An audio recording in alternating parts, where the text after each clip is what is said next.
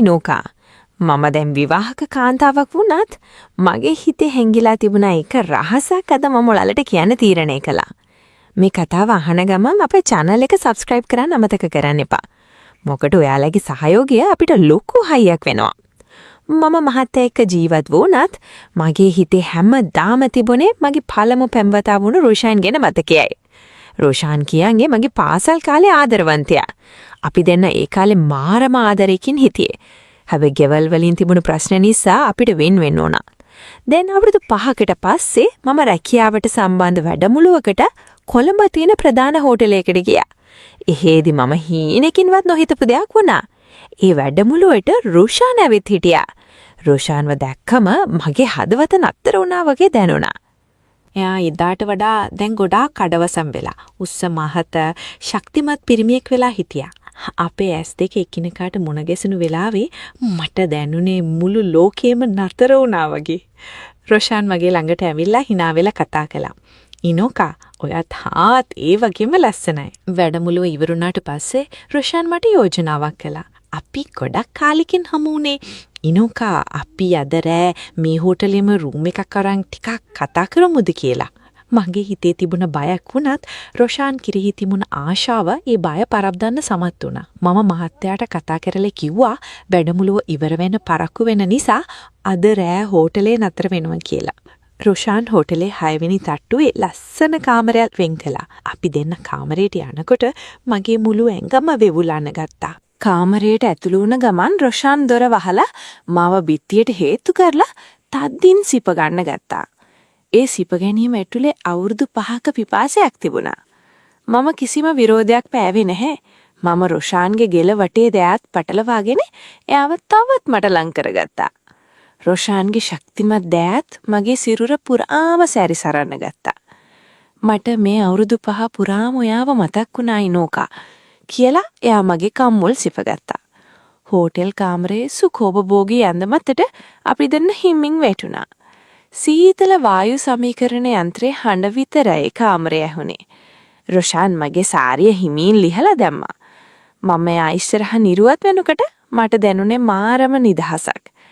එයා මගේ සිරුරේ හැම අංගලක්ම බලාගෙන හිටියේ. හරියට ලස්සන චිත්‍රයක් බලනා වගේ. එයා මගේ පියයුරු හිමින් පිරිමදිනකොට මට මා හයියෙන් කිඳිරි ගාවුණා. අපි දෙන්න නිරුවතින් වැළඳගෙන ඉන්නකොට අතීතයේ අපි ගත කරපු ඒ සුන්දර මතකයන් මට එකින් එක මතක් වුණා. රොෂාන් මගේ මුළු සිරුරම සිපගනිමින් මාව සූදානම් කළා. එයා හරිම පළපුරුදු පිරිමියෙක් වගේ. මට උපරිම සැපක් ලබා දෙන්න මහන්සි වුණා. රොෂාන්ගේ ශක්තිමත් පිරිමි සිරුර මගේ සිරුරට තද වෙනකොට මට දැනුනේ මගේ පණ යනවා වගේ.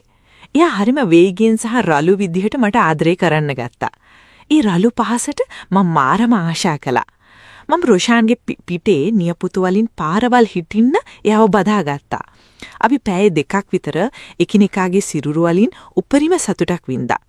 රොෂාන් මට ලබා දුන්න ඒ සැප මහත්තයාගෙන් ලැබෙන සැපට වඩා සම්පූර්ණයෙන්ම වෙනස්. මම මීට කලින් කවදාවත් මෙච්චර උණුසුම් රාත්‍රියක් ගත කරලා තිබුණේ නැහැ.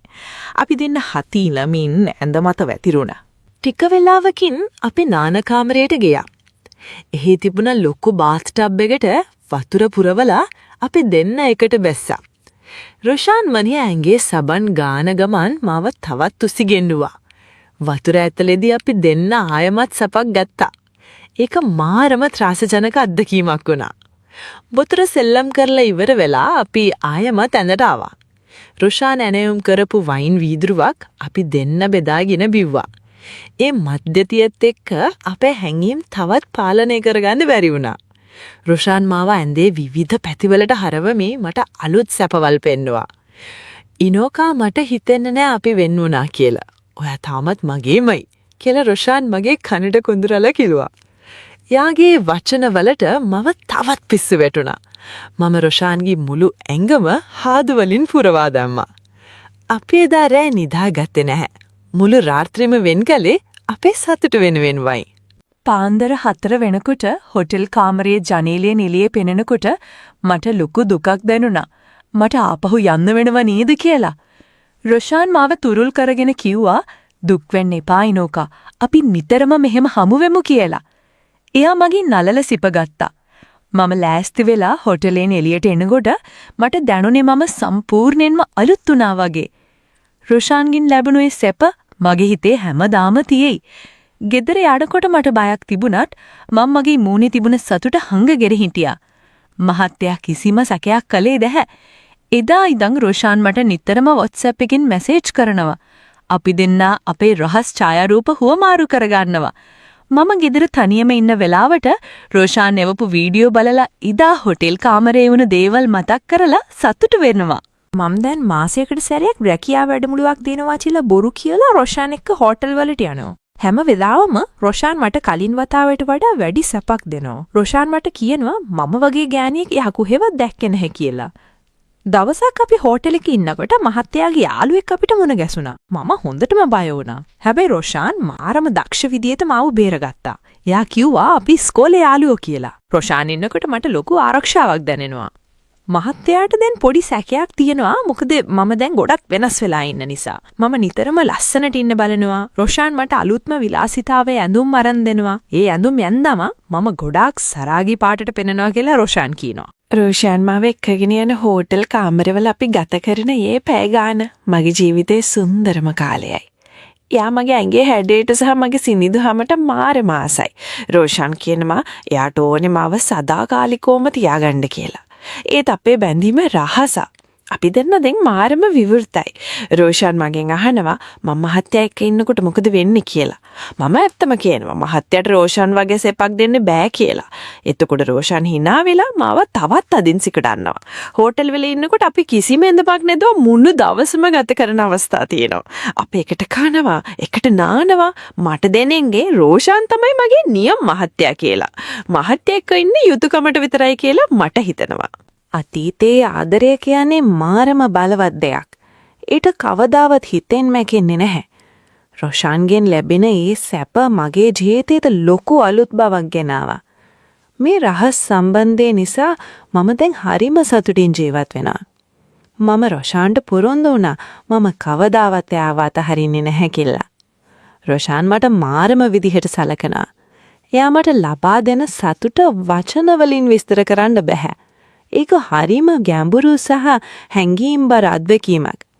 අපි දෙන්න තීරණය කළා මීළඟ නිවාඩුවට නුවරඑළිය හොටල එකට යන්න. සීතලත් එක්ක රොෂාන්ලේ උණුසුම විඳින්න මම දැන් ඉවසුන් නැතුව බලාගෙන ඉන්නවා.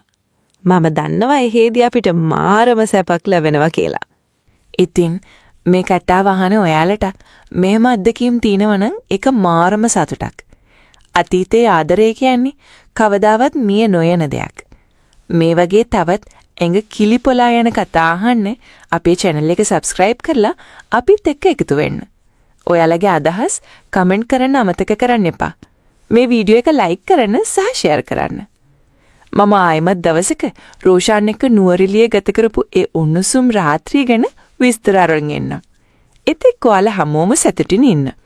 අදට මම්මරි කතාව නතර කරනවා. අතීතයේ ආදරය සහ හෝටල් කාමරේ ඒ රහස් සැප හැමදාමත් මගේ හිතේ පවතී. තවත් ලස්සන කතාවකින් ආයෙත් හමු වෙමු. හැමෝටම ජය වේවා. පරිස්සමෙන් ඉන්න.